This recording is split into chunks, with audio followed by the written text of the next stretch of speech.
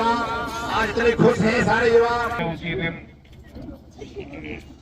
ये कसम खाई थी कि मैं आप लोगों की खुशहाली के लिए और इस क्षेत्र की तरक्की के लिए कोई कोर कसर बाकी नहीं रखूंगा।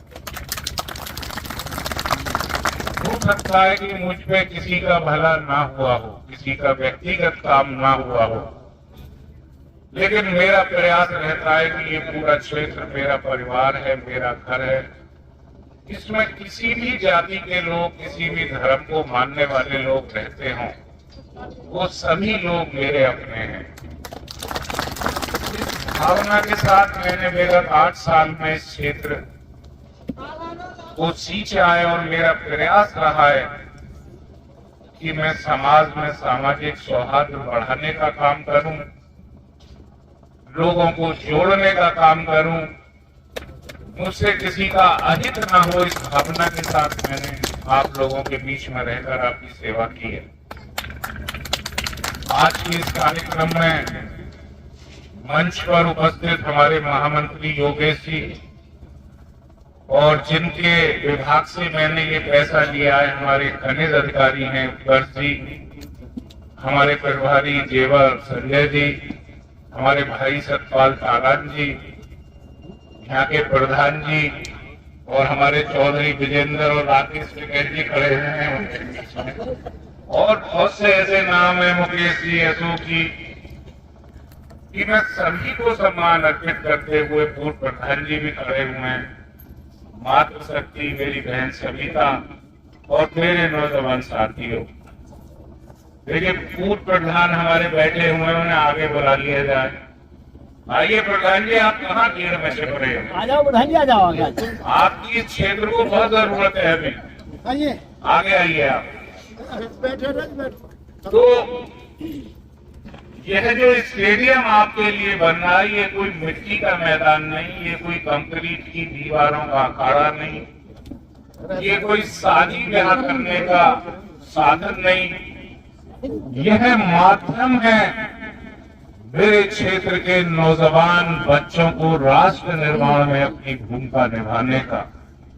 मेरे नौजवान भाइयों की बहुत दिन से मांग थी कि यहाँ कोई स्टेडियम बने और आने वाले कुछ महीनों में यह स्टेडियम तैयार हो जाएगा और मुझे खुशी होगी कि जेवर की गलियों से, जेवर के घरों से, गांवों से लोग निकलकर मेरे इस क्षेत्र का नाम रोशन करेंगे गोपालगढ़ में बन रहे स्टेडियम के माध्यम से। वह दिन मेरे लिए बेहद खुशगवार होगा।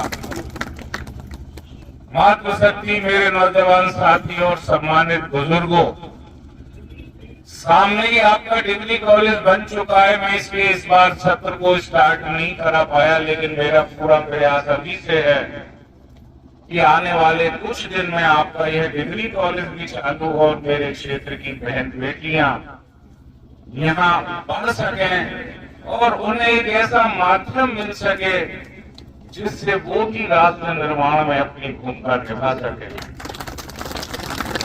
आज जो आपके यहाँ यह स्टेडियम बनने जा रहा है, इसकी लागत 2 करोड़ रुपए और एक खनिज विभाग से हमने पैसा लिया है। इसके लिए मैं अपने पूर्व के जिलाधिकारी मनीष वर्मा जी का भी धन्यवाद करना चाहूंगा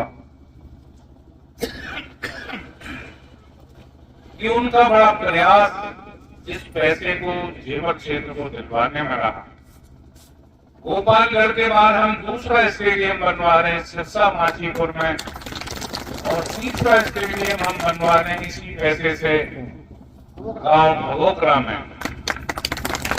अब कनौर और ग्रेटर नोएडा के लोग कहेंगे कि जेवर में ही सारे काम हो रहे हैं, ऐसा नहीं। सेक्टर 37 ग्रेटर नोएडा में हम एक बहुत बड़ा विश्व स्तरीय स्टेडियम बनवा रहे हैं। आज तक इस जनपद में हॉकी का टर्फ नहीं था जहां अंतर्राष्ट्रीय खिलाड़ी हम तैयार कर सके। हम सेक्टर 37 में टर्फ बनवा रहे हैं, क्रिकेट के लेटेस्ट ग्राउंड बनवा रहे हैं। हम ग्रामीण पिटवा को अपने शहर में ले जाकर उन्हें और ऊपर लाने का काम करेंगे, तो ग्रेटर नोएडा में भी स्टेडियम का निर्माण हो रहा है। 29 तारीख को हमारे क्षेत्र में धनकौर क्षेत्र में जयंत चौधरी साहब आ रहे हैं।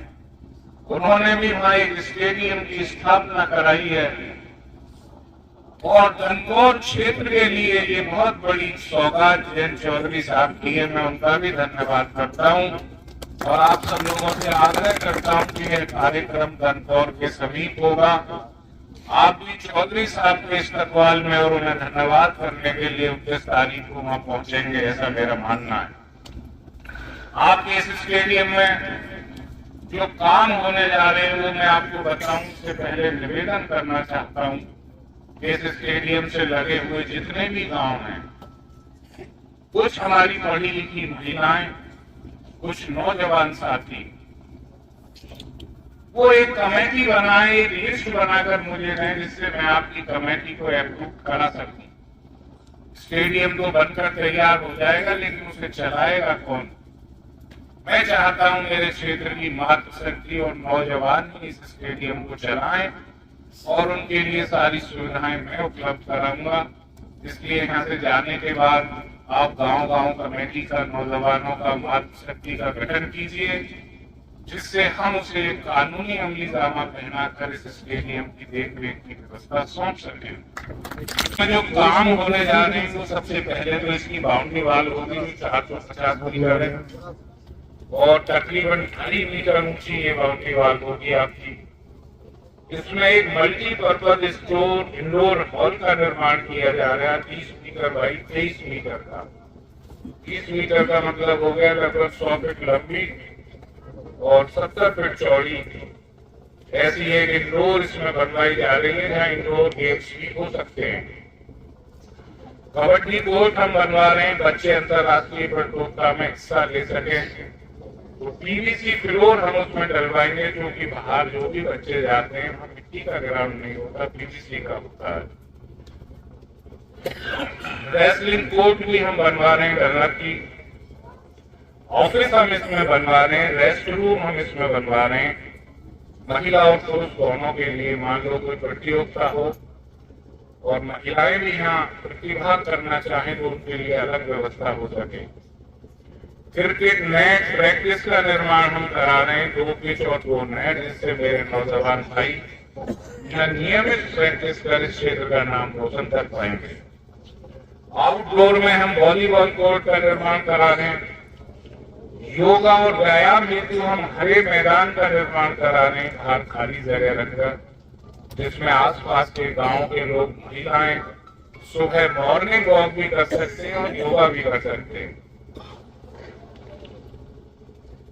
हम इसमें पार्किंग और पाथवे का निर्माण भी करा रहे हैं, जिससे आप लोग पैदल कूद सकें और गाड़ियां खड़ी कर सकें। विद्युतीकरण का कार्य होगा अंदर का और बाहर का। वर्तमान में जो भवन है हम उसके मरम्मत का काम भी करा रहे हैं, जिससे वो जर्जर ना होने पाए। रेसिंग ट्रैक हम बना रहे हैं 200 मीटर और 100 मीटर के। लॉन्ग जंप के लिए अलग से ट्रैक हम लोग बना रहे हैं। जल आपूर्ति और सीवर की व्यवस्था का कार्य इसमें हम करा रहे हैं। तो कुल मिलाकर ग्रामीण क्षेत्र के हिसाब से ये एक ऐसा स्टेडियम होगा जो आपकी ज्यादातर आवश्यकताओं को पूर्ति करेगा और यहाँ मेरे नौजवान बच्चे और बच्चियां नियमित प्रैक्टिस कर और इसका उपयोग कर मेरे जीवन क्षेत्र का नाम रोशन करेंगी, ऐसा मेरा मानना है। 2017 में जब मैं विधायक बना था आप सभी लोगों के सहयोग से, तो मेरा एक सपना था कि इस जेवर को कैसे विश्व पटल पर लाया जाए। क्योंकि मैं आगरा में मैंने ग्रेजुएशन की, फिर मैं दिल्ली यूनिवर्सिटी में पढ़ा।